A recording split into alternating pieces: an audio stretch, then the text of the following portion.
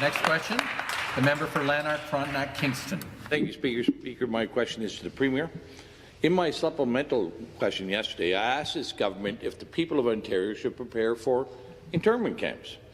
In September, the federal government posted a call for expressions of interest for contractors to supply, provide and manage quarantine isolation camps throughout every province and every territory in Canada.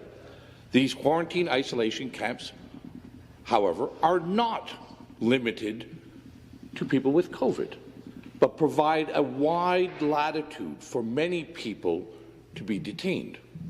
Surely this government is aware of the intentions to build these isolation camps from coast to coast. And my question to the Premier is, how many of these camps will be built, and how many people does this government expect to detain? Question. Government House Leader. Thank you, Mr. Speaker.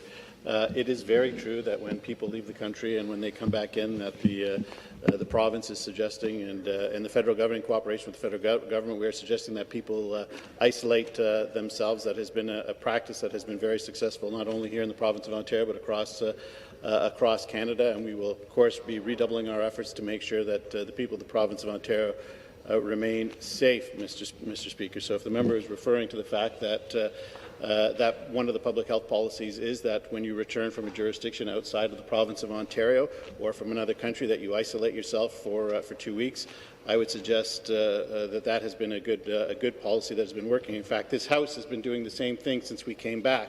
We are working in cohorts to make sure that the Legislative Assembly can continue to operate. That's why we have 2 separate cohorts, Mr. Speaker. Response. With the cooperation of the official opposition, that is why all members of the Independents have been excluded from that cohort, because we want them to be able to participate in debate. So we will continue to do everything in our power to make sure that this House continues, but that the people of the province of Ontario and Canada are kept safe.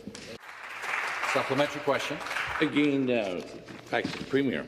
Here's the RFP, and in the RFP it uses clear language to express that these camps can be used for a broad spectrum of people, not limited to travellers. Indeed, it doesn't even mention international travellers. It's just a broad latitude of people. And I'll send over the copy of the RFP after.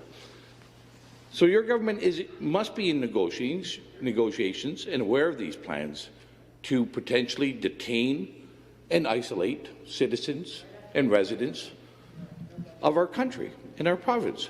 So, Speaker, to the Premier, where will these camps be built? How many people will be detained? And for what reasons? Question. For what reasons can people be kept in these isolation camps? And I'd like to have the Premier assure the people of Ontario. Member, take a seat.